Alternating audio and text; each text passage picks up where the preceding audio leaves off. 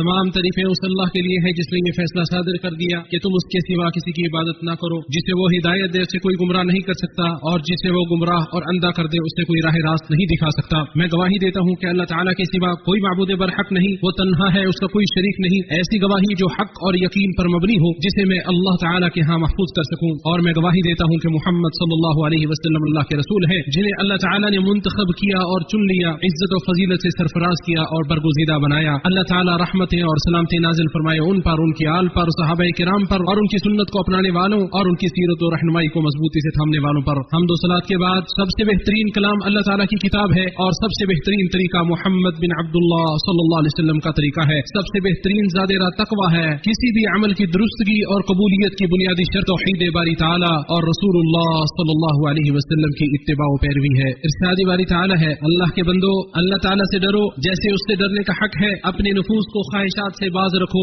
अपने नफूस का मुहासबा कर लो कबल इसके कि तुम्हारा मुहासबा किया जाए। पोशीदगी और सरगोशी में अल्लाह ताला की निगरानी को मलहूज़ खातिर रखो। इरशाद बारी ताला है, ऐ लोगों जो ईमान लाए हो अल्लाह ताला से डरो और हर शख्स ये देखे कि उसने कल के लिए आगे क्या भेजा है और अल्लाह ताला से डरो, यकीनन अल्लाह ताला उससे पूरी तरह बाखबर है जो तुम कर रहे हो। लोगों अल्लाह ताला से डरो, जान लो कि अल्लाह ताला ने तुम्हें बेकार पैदा नहीं किया और ना ही वो कभी तुम्हें बेकार छोड़ेगा। उसने मौत और हयात को इसीलिए बनाया है ताकि वो आजमाए तुम में से कौन ज्यादा अच्छे अमाल अंजाम देता है। उसने तुमसे अपनी रबूबियत और वहदानियत के इकरार पर पुख्ता अहद व पैमान ले रखा है। इरशाद बारी ताला है, और जब तेरे परवरदिगार ने आदम के पुश्तों में से उनकी औलाद को निकाला और उन्हें खुद उनकी जानों पर गवाह बनाया, क्या मैं वाकई तुम्हारा परवरदिगार हूँ? उन्होंने कहा क्यों नहीं, हमने शहादत दी। ऐसा न हो कि तुम क़यामत के दिन कहो बेशक हम इससे गाफिल थे, या ये कहो कि शिरक तो हमसे पहले हमारे बाप दादा ही ने किया था, हम तो उनके बाद एक नस्ल थे, तो हमें उसकी वजह से हलाक करता है जो बातिल वालों ने किया। और इसी तरह आयात को खोलकर बयान करते हैं और ताकि वो पलट आए। और उसने तुमसे पुख्ता अहद और पक्का वादा लिया है कि तुम उसकी इबादत करोगे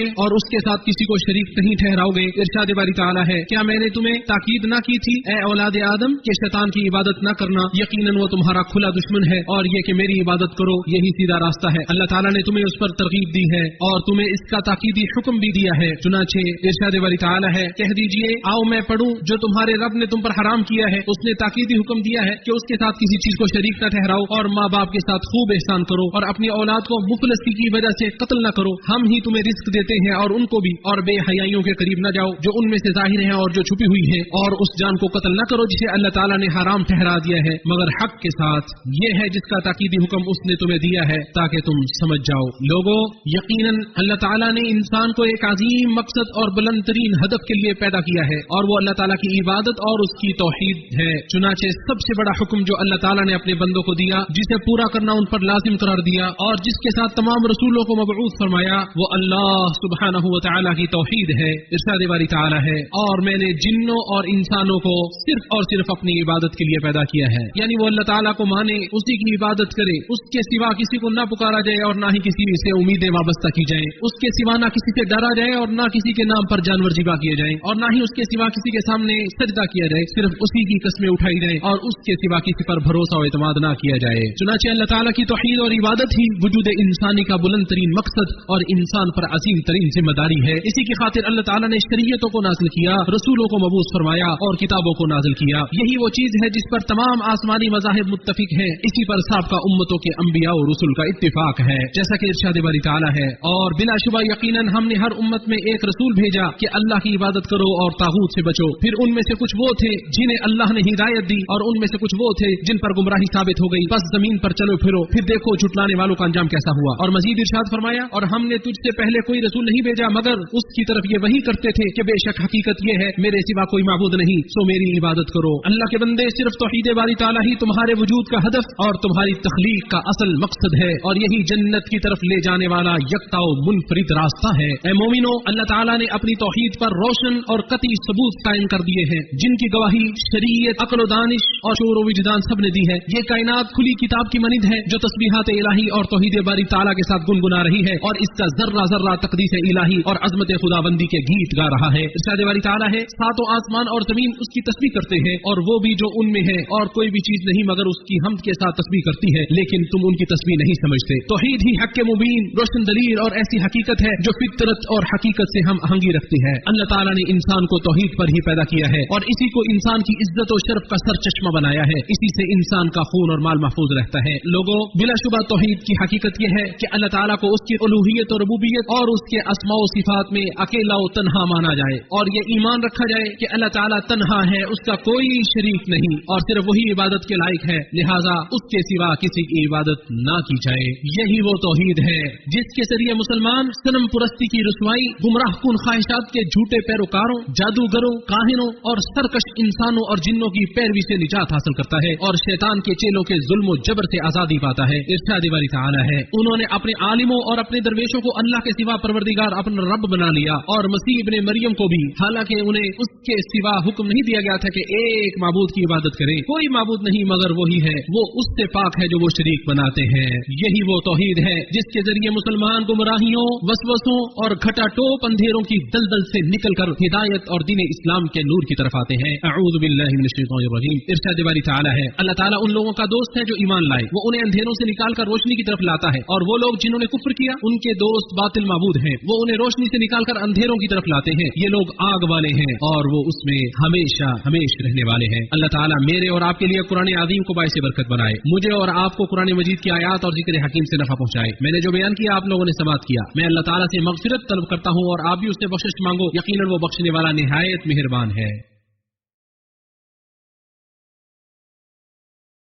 تمام تعریفیں اس اللہ کے لیے ہیں جس نے مخلوق کو اپنی عبادت کے لیے پیدا فرمایا اور ان میں سے اپنے فرما بردار بندوں کو چن لیا، بس انہیں اپنی معرفت کا شرف بخشا اور خالص توحید کے ساتھ انہیں سرفراز کیا۔ لوگوں، اللہ تعالیٰ کی توحید ہی اسلام کی روح اور اس کا لب لباب ہے، بلکہ یہی اس کی اصل آغاز اور ستون ہے۔ کلمہ توحید لا الہ الا اللہ محمد الرسول اللہ اسلام میں داخل ہونے اور اس سے وابستہ ہونے کا دروازہ ہے۔ یہی اسلام کا شعار ہے، یہی شرک کرنے والوں اور ایمان والوں کے درمیان فرق کرنے والی چیز ہے، یہی جنت کی قیمت اور اس کی کنجی ہے، اور یہی بندوں کے لیے اپنے پروردگار تک پہنچنے کا ذریعہ اور زینہ ہے۔ اسی توحید کے لیے اللہ نے مخلوق کو پیدا کیا، انبیاء اور رسل کو بھیجا اور آسمانی کتابوں کو اتارا۔ اللہ کے بندو، جان لو کہ اللہ تعالیٰ کی توحید ہی کسی بھی عمل کی قبولیت اور درستگی کی شرط ہے۔ اللہ تعالیٰ کا ارشاد ہے، اور بلا شبہ یقیناً تیری طرف وحی کی گئی اور ان لوگوں کی طرف بھی جو تجھ سے پہلے تھے کہ بلا شبہ اگر تو نے شریک ٹھہرا دیا تو یقیناً تیرا عمل ضرور ضائع ہو جائے گا اور تو ضرور بھی ضرور خسارہ اٹھانے والوں میں سے ہو جائے گا۔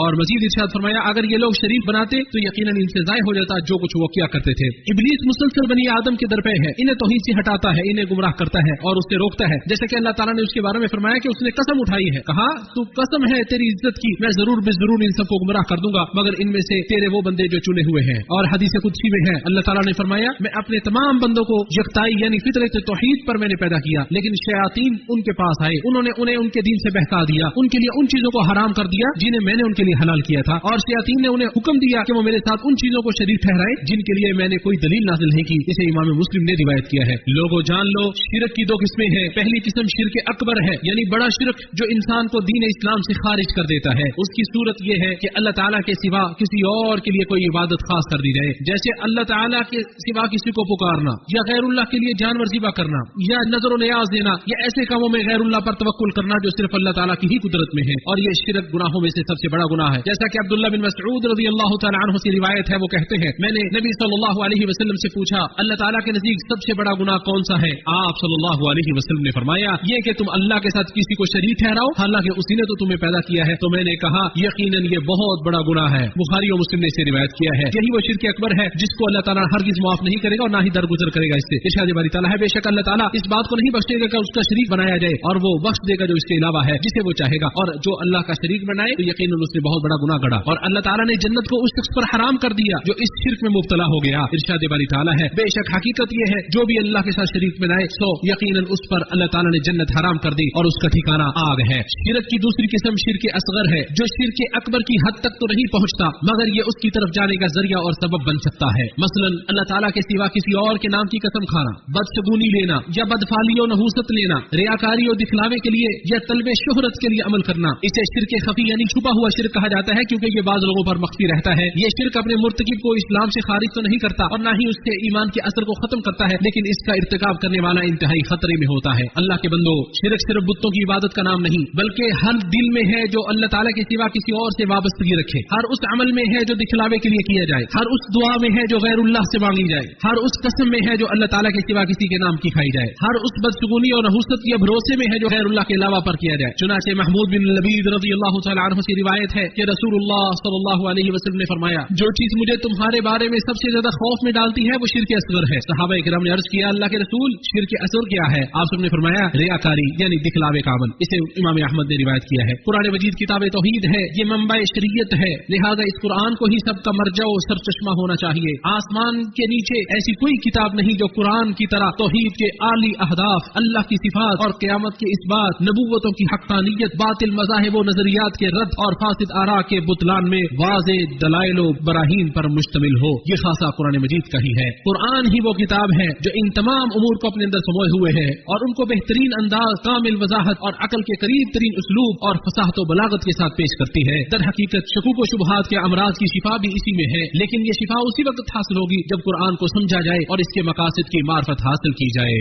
اور بعض اے ایمان والو، جان لو اللہ تم پہ رحم فرمائے کہ سب سے عظیم نعمت جو دل میں پیوست ہو سکتی ہے اور سب سے قیمتی خزانہ جو سینے میں محفوظ کیا جا سکتا ہے اور سب سے بلند و بالا حقیقت جو زندگی میں پہچانی جا سکتی ہے وہ توحید ہی ہے۔ یہی نجات کی کنجی ہے، یہی دنیا و آخرت کے امن کا سبب ہے۔ اور توحید صرف ایک زبان سے ادا کی جانے والے قول کا نام نہیں، بلکہ یہ رحمان اللہ کی ذات کے ساتھ کیا ہوا ایک عہد و پیمان ہے، جو الدیان ذات یعنی جزا و سزا کے فیصلے کرنے والی ذات کے ساتھ کیا ہوا ایک مضبوط عہد پیمان ہے، اور ایسی محبت ہے جس میں کسی مخلوق کی گنجائش نہیں۔ اے اللہ ہم تجھ سے سوال کرتے ہیں ایسی توحید جو ہمارے دلوں کو بھر دے، ایسا اخلاص جس میں ریاکاری کی آمیزش نہ ہو، ایسا سچ جسے فریب آلودہ نہ کر دے، اور ایسا یقین جس میں شک کی کوئی گنجائش نہ ہو۔ اے اللہ کلمہ توحید لا الہ الا اللہ کو ہمارا آخری کلمہ بنا دے، ہمیں قول ثابت پر دنیا میں بھی اور آخرت میں بھی ثابت قدم رکھ، ہمارے دلوں میں ایمان کی محبت ڈال دے اور اسے ہمارے دلوں میں مزین فرما، ہمیں کفر نافرمانی اور گناہوں سے نفرت عطا فرما، اور ہمیں راشدین سیدھے راستے پر چلنے والوں میں شامل فرما۔ اے دلوں کو پھیرنے والے پروردگار ہمارے دلوں کو اپنے دین پر ثابت قدم رکھ، اے دلوں کو چلانے والے ہمارے دلوں کو اپنی اطاعت کی طرف پھیر دے۔ اے ہمارے پروردگار ہمارے دلوں کو ہدایت دینے کے بعد کج روی میں مبتلا نہ فرما دینا، اور ہمیں اپنے پاس سے رحمت عطا فرما، بے شک تو بہت عطا کرنے والا ہے۔ اے اللہ اسلام اور مسلمانوں کو عزت و سرفرازی عطا فرما،